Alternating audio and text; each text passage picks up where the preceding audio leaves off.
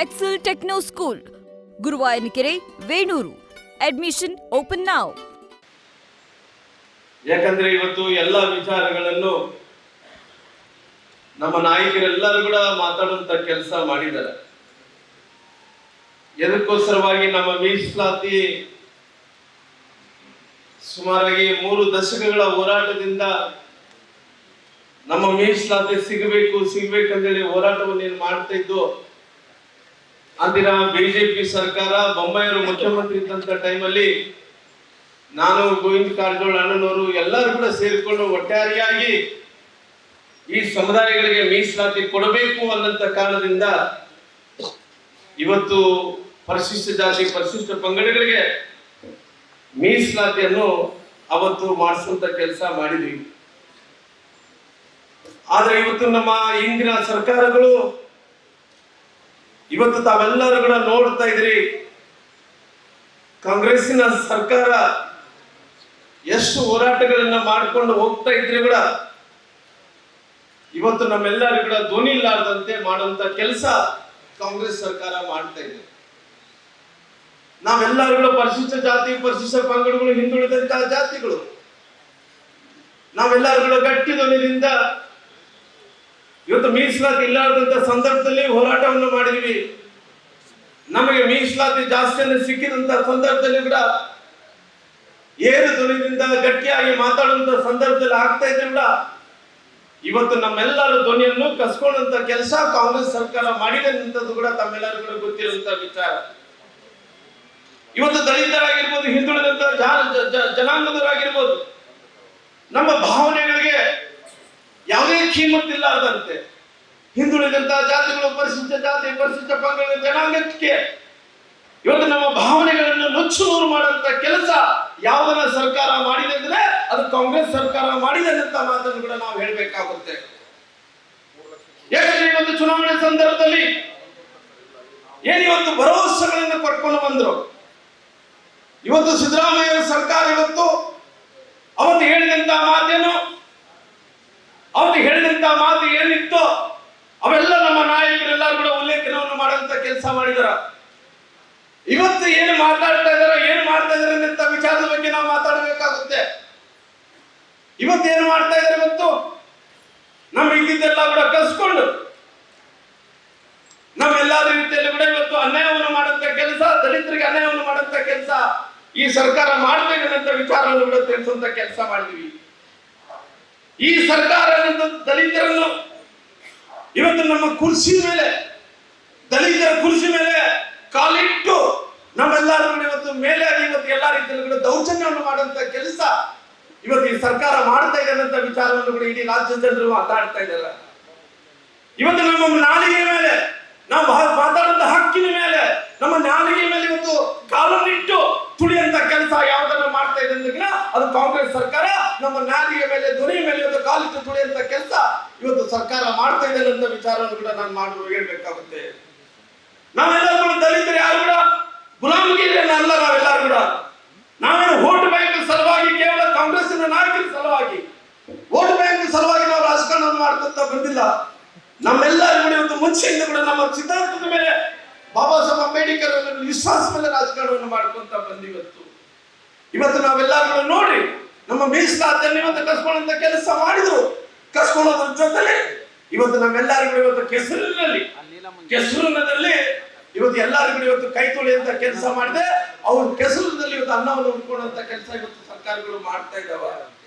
ಆದ್ರೆ ಇವತ್ತು ಮೀಸಲಾತಿ ವಿಚಾರದಲ್ಲಿ ಬಾಬಾ ಸಾಹೇಬ್ ಅಂಬೇಡ್ಕರ್ ಅವರು ಸಂವಿಧಾನ ಬರೆದ ನಂತರ ನಾವು ಏನು ಸಂವಿಧಾನವನ್ನು ಇವತ್ತು ಮೀಸಲಾತಿಯನ್ನು ಸಿಕ್ಕಿದೆ, ನಾವು ಬಾಬಾ ಸಾಹೇಬ್ ಅಂಬೇಡ್ಕರ್ ಅವರು ಅವ್ರ ಸೌಭಾಗ್ಯದಿಂದ ಇವತ್ತು ನಮ್ಮೆಲ್ಲರಿಗೂ ಪರಿಶಿಷ್ಟ ಜಾತಿ ಪರಿಶಿಷ್ಟ ಪಂಗಡಗಳಿಗೆ ಇವತ್ತು ಮೀಸಲಾತಿಯನ್ನು ಸಿಕ್ಕಂತ ಕೆಲಸ ಆಗಿದೆ. ಇವತ್ತು ಪರಿಶಿಷ್ಟ ಜಾತಿ ಪರಿಶಿಷ್ಟ ಪಂಗಡಗಳಿಗೆ ಮೀಸಲಾತಿ ಜಾಸ್ತಿ ಮಾಡಿದ್ರೆ ಅದು ಕಾಂಗ್ರೆಸ್ ಸರ್ಕಾರ ಮಾಡಲಿಲ್ಲ, ಸಿದ್ದರಾಮಯ್ಯ ಸರ್ಕಾರ ಮಾಡಲಿಲ್ಲ. ಆದ್ರೆ ಬಾಬಾ ಸಾಹೇಬ್ ಅಂಬೇಡ್ಕರ್ ಅವರು ಸಂವಿಧಾನವನ್ನು ಬರೆದು ನಮಗೆ ಆ ಸವಲತ್ತನ್ನು ಪಡ್ಕೋಬೇಕಂದ್ರೆ ನಮಗೆ ಸಂವಿಧಾನ ಕೂಡ ಬರೆಯುವಂತ ಕೆಲಸ ಕೂಡ ಮಾಡಿದ್ದಾರೆ. ಆದ್ರೆ ಇವತ್ತು ತಮ್ಮೆಲ್ಲರಿಗೂ ಗೊತ್ತಿರಬಹುದು, ಇದು ಸಿದ್ದರಾಮಯ್ಯರು ಕೊಟ್ಟಂತ ಭಾಗ್ಯವಲ್ಲ, ಇವತ್ತು ಕಾಂಗ್ರೆಸ್ ಕೊಟ್ಟಂತ ಭಾಗ್ಯವಲ್ಲ. ಬಾಬಾ ಸಾಹೇಬ್ ಅಂಬೇಡ್ಕರ್ ಕೊಟ್ಟಂತ ಭಾಗ್ಯದಲ್ಲಿ ನಾವೆಲ್ಲರಿಗೂ ಮೀಸಲಾತಿಯನ್ನು ನಾವು ಪಡ್ಕೊಂಡಂತ ಕೆಲಸ ಮಾಡಿದ್ವಿ. ಒಟ್ಟಾರೆಯಾಗಿ ನಾವು ಮೀಸಲಾತಿ ಜಾಸ್ತಿ ಮಾಡುವಂತ ವಿಚಾರ ಬಂದಂತ ಟೈಮಲ್ಲಿ ಕೇವಲ ಇವತ್ತು ಸಿದ್ದರಾಮಯ್ಯ ಸರ್ಕಾರ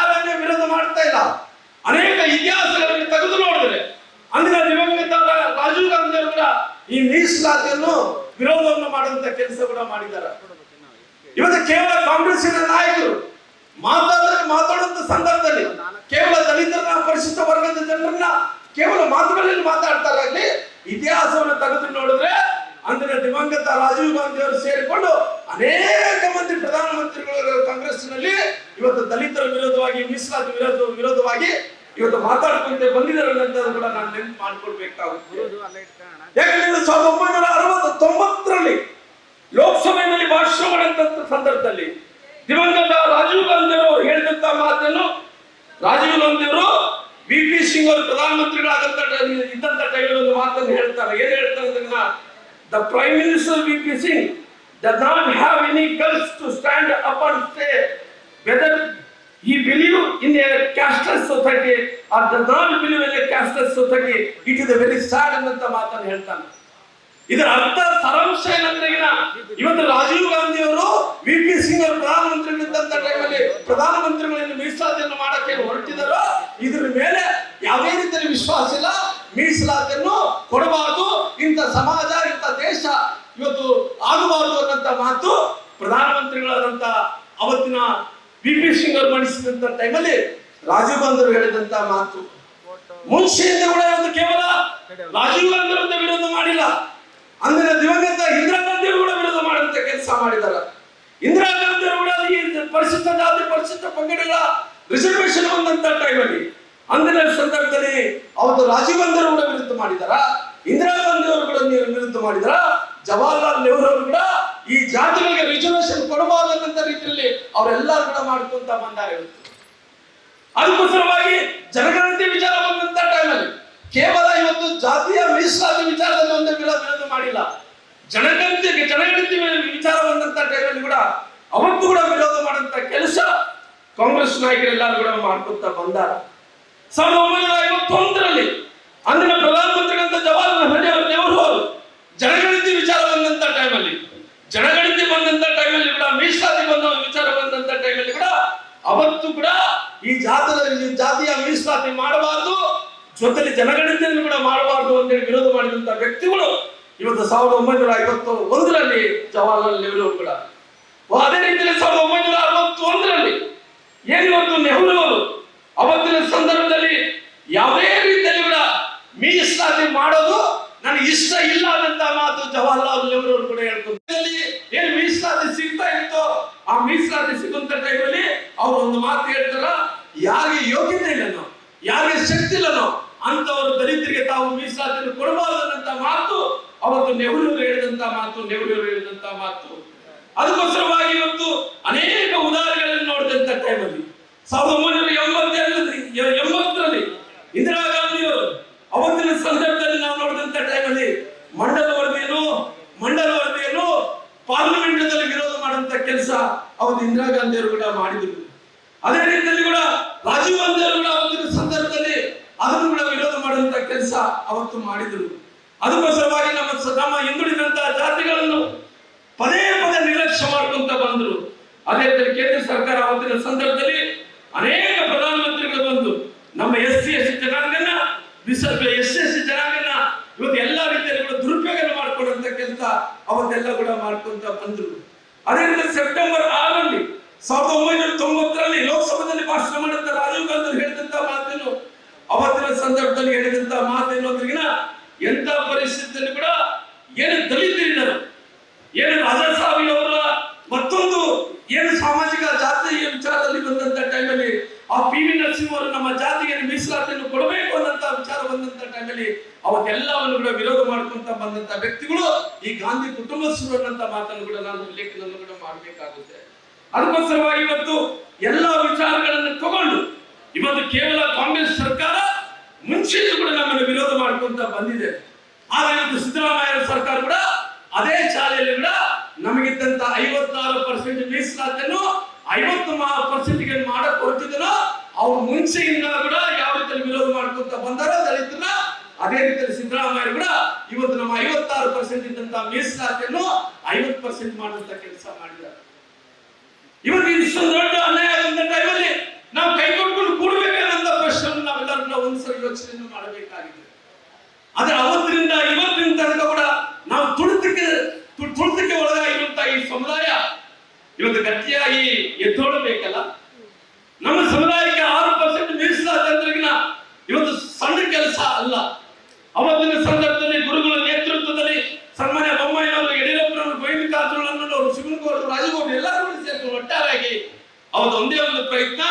ಈ ಸಮುದಾಯಗಳಿಗೆ ಮೀಸಲಾತಿ ಸಿಗಬೇಕು ಅನ್ನೋ ಒಂದು ಪ್ರಯತ್ನದಿಂದ ಅವ್ರು ಎಲ್ಲರೂ ಕೂಡ ಸೇರಿಕೊಂಡು ಮೀಸಲಾತಿಯನ್ನು ಮಾಡಿಕೊಡ್ತೀವಿ.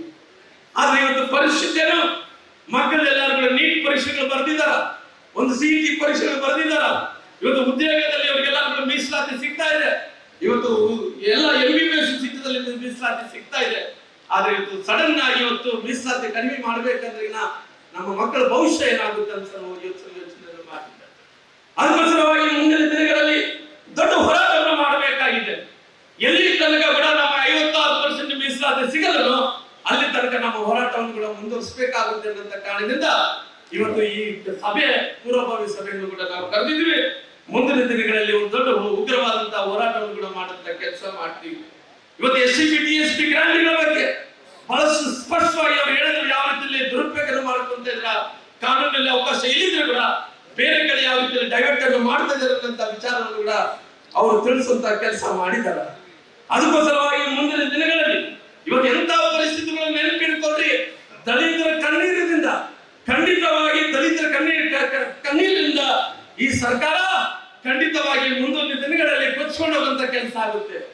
ನಮ್ಮ ದಲಿತರ ಕಣ್ಣೀರಿನಿಂದ ಯಾವತ್ತೂ ಕೂಡ ಈ ಸರ್ಕಾರ ಚಲೋ ಆಗ್ಲಿಕ್ಕೆ ಸಾಧ್ಯನೇ ಇಲ್ಲ.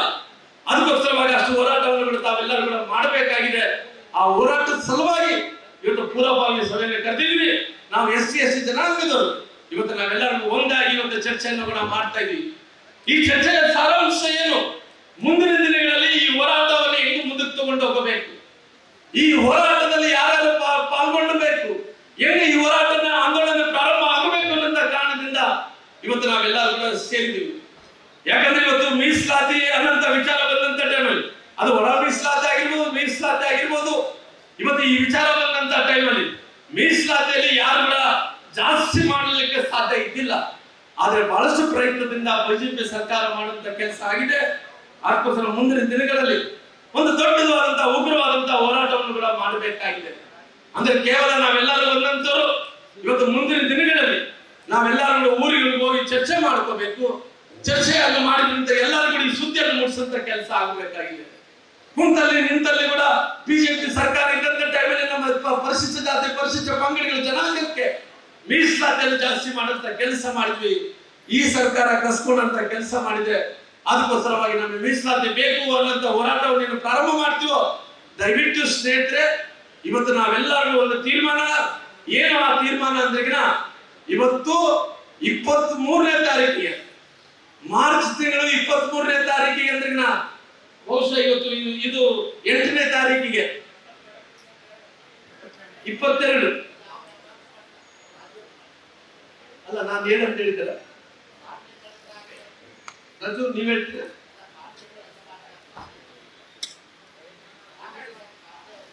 ಪಾರ್ಟಿಯವರು ರಾಜೀವರು ಮಾತಾಡುವಂತ ಸಂದರ್ಭದಲ್ಲಿ ತಿಳಿಸ್ತಾರ 22, 23 ಈ ಹೋರಾಟ ಅಂದ್ರೆ 22 ತಗೊಂತಾರೋ 23 ತಗೊಂತಾರೋ ಅದು ಪಾರ್ಟಿ ತೀರ್ಮಾನ ತಗೊಳ್ಳಿ.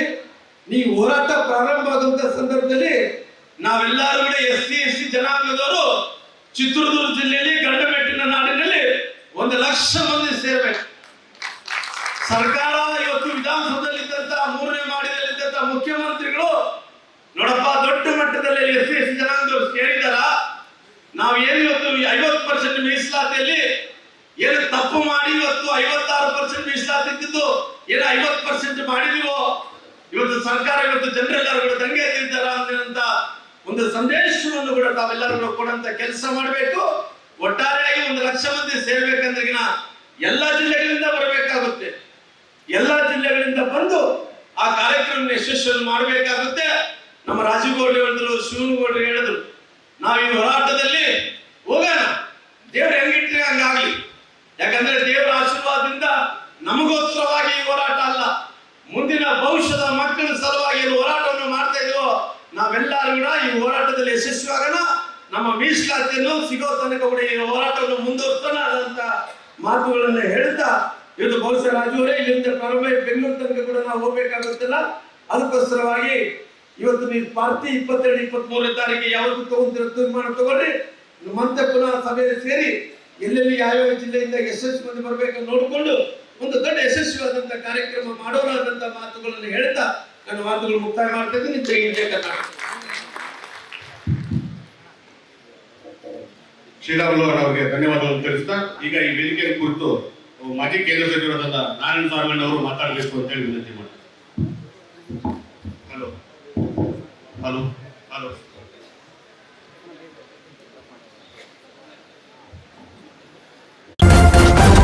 ನ್ಯೂಸ್ ಫಸ್ಟ್ ನಿರ್ಭೀತಿಯಿಂದ ನಿಮ್ಮ ಪರವಾಗಿ.